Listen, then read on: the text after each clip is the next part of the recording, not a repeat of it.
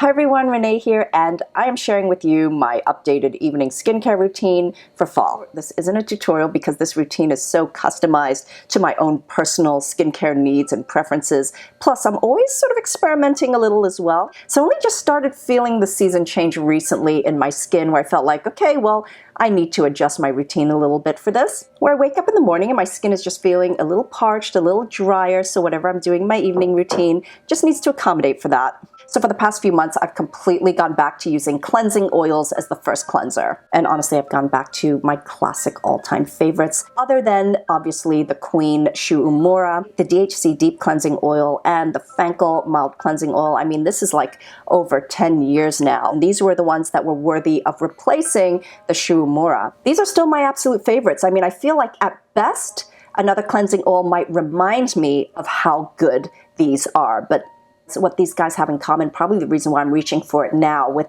the weather change, is because they've got this beautifully rich, luxurious texture to them. It's actually so comforting to apply on the skin and massage on the skin, and also I feel like they're the best at removing all the makeup. A good oil-based cleanser is going to remove everything sitting on top of your skin, but the second cleanser is a skin treatment, which is why I have a few different ones that I use on rotation, all of them though very gentle. This step lays the foundation for the rest of your skincare routine. There are days when I feel like my skin just needs a little more, when my pores are just feeling really congested, whether, it's hormonal or whether it's because I just have a lot on my skin that day. That's when I'll turn to this one from IS Clinicals, their Cleansing Complex. This is great for all skin types. If you have really problematic skin that really needs a deep cleanse, you will definitely benefit from using this. It does not strip at all. In fact, it's quite nourishing, and it even is quite hydrating at the same time. No added fragrance or essential oils. There is a bit of a soapy scent to it.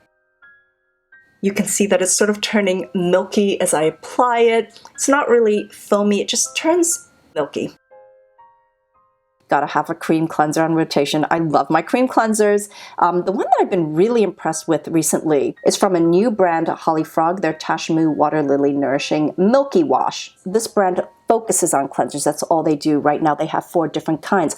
All of them are very gentle. All of them are good for all skin types. What I love about the Holly Frog cleansers is that they will only use 3 to 8% surfactants in their cleanser formulas. The rest are hydrating and skin nourishing ingredients, yet they still do the job. Some cleansers have an incredibly high percentage of surfactants in their formulas, sometimes 40%. So it's not enough that they're using the gentle, naturally derived alternative surfactants. A lot of it has to do with how much they're using in a formula. I love their Milky Cleanser. It's gentle, it's soothing, it's really nourishing on the skin, and pretty hydrating as well. It rinses off completely clean, but my skin, even if I don't put anything on my skin for a while afterwards, it feels hydrated.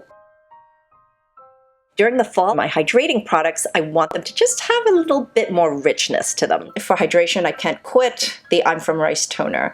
I just got a replenishment. After I finished my last bottle, I tried for a few months not to have it in my life, but now it's back. This I use on the nights that I use tretinoin, which is pretty much every other night, so I'm very much alternating this because it is so soothing, calming, and gentle, and it's just a great pairing. I'm rotating that with a glorious new essence from Then I Met You. It's their Giving Essence. This is an essence toner. From the first time I used this, I was like, oh yeah. This has all the ingredients, at least all the ones that I absolutely love. It's got the ferments, the niacinamide, and all the beautiful plant and root extracts. The natural pink color comes from the black chokeberry. This contains polyglutamic acid, which if you saw my Inky List review, is the first time I ever came across this molecule. And it is like hyaluronic acid, except for it has the ability to hold even more moisture and hold it on the surface of your skin. One layer of this is enough for me. As far as hydrating products go, this is richly hydrating. So because concentrated fermented essences like this will actually cause some reverse surfacing on the skin, I do, for the time being, prefer to separate it from the nights that I am using tretinoin, because I just up the concentration of that. So During those days when my skin is feeling just a little on the sensitive side or just getting a little bit of peeling, that's when I really love to use this serum from Kate Somerville. It's a soothe and restore serum. As far as barrier repair serums go, this is just a fantastic one. It's really soothing on the skin, really lightweight as well. It kind of just sinks in. It's not in any way heavy, not greasy, oily, or anything like that. It's just very hydrating serum. This will soothe any irritation, burning, stinging. It will make the redness go away. This has all the ceramides in it, as well as the cholesterol and phytosphingosine. It's also got the omegas that I love so much, as well as vitamin E. It's just a beautiful barrier repair soothing serum. I feel like this year more than any, my routine has been focused so much on the actives. They've been the superstars, and everything else in my routine has existed just to support the actives and just to make sure that they are working in the most efficient way without causing irritation, sensitivity. So if you've been following my retinoid journey, then you'll know for a while now I've been alternating my retinaldehyde with my prescription tretinoin. I've been using Medicaid's Crystal Retinol 6 since Nadine gave this to me in March. Absolutely love it. I also had this wonderful opportunity to visit their labs in September, and that's when I got a sense of how much I can really trust the stability of these formulas. And when you're talking about vitamin A, especially retinaldehyde, stability is so difficult, and it's everything. I've decided to hit pause for a second in order to introduce into my routine something I've been waiting for a long time, which is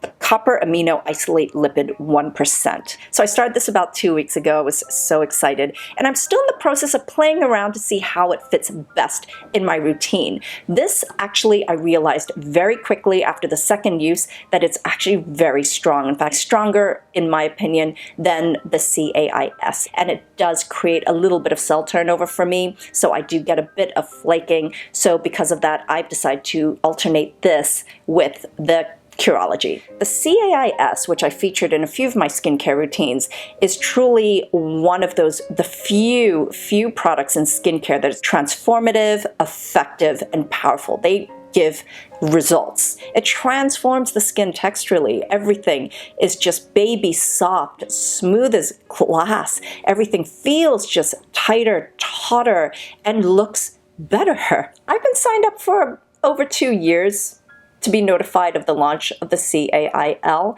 So finally, when this became available, this became a priority in my routine. So this isn't like an oil serum format, which is what I originally expected it to be. This is more like an oil paste. And trust me, you only need a very little bit of this. So to apply, I take a pea-sized amount, and then I just kind of spread it on certain areas of my face, and then I just spread that out.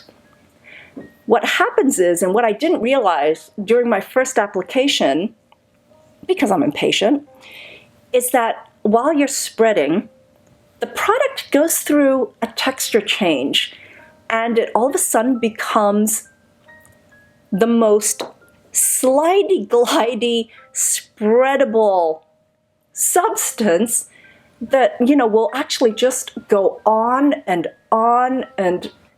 you end up with this really beautifully thin lipid layer on your skin.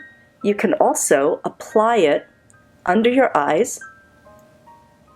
I don't get blurry vision from this, but it's safe to be under there. So you get this beautiful thin, even layer all over your skin. And what I appreciate about this is that, when I was using the peptide drops before, it's so watery and so light and thin that I always get really worried that I'm not getting it all over my skin. This definitely is. It actually absorbs. So usually when I apply this in the morning, if I don't apply a moisturizer on top of it, which there have been a few days where I haven't, then by the next morning, my skin won't actually feel moisturized because this sort of sinks in and it absorbs. I think if you have an oilier skin type, or maybe during the summer, then you really very well do not need a moisturizer over this. Obviously, there's no added fragrance in here. There's no added fragrances or essential oils in any of the NIOD products.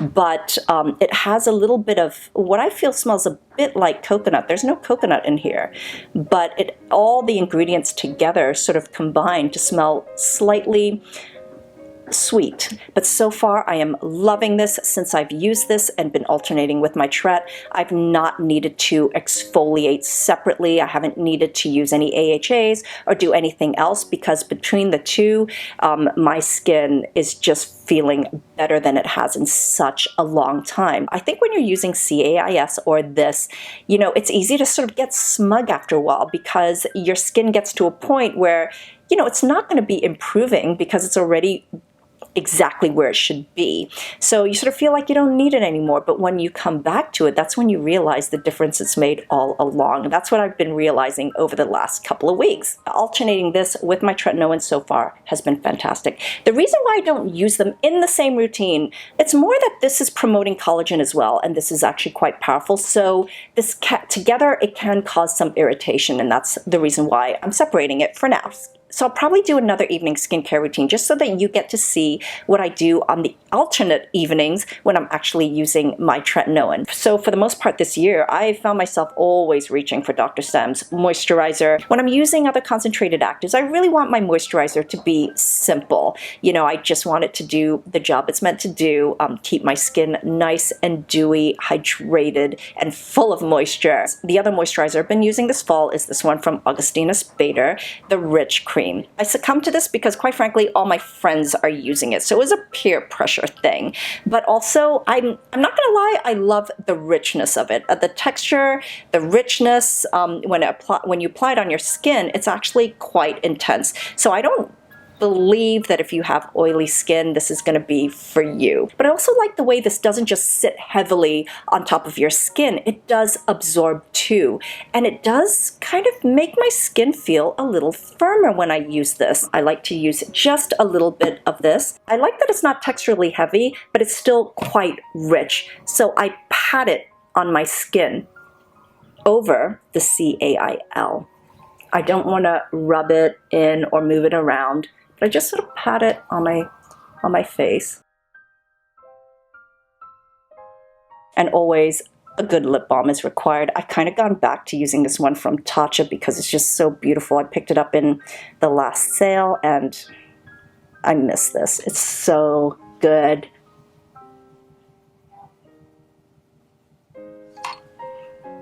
That's my evening skincare routine. Thank you so much for watching, and until next time, I'm wishing you great skin health. Bye.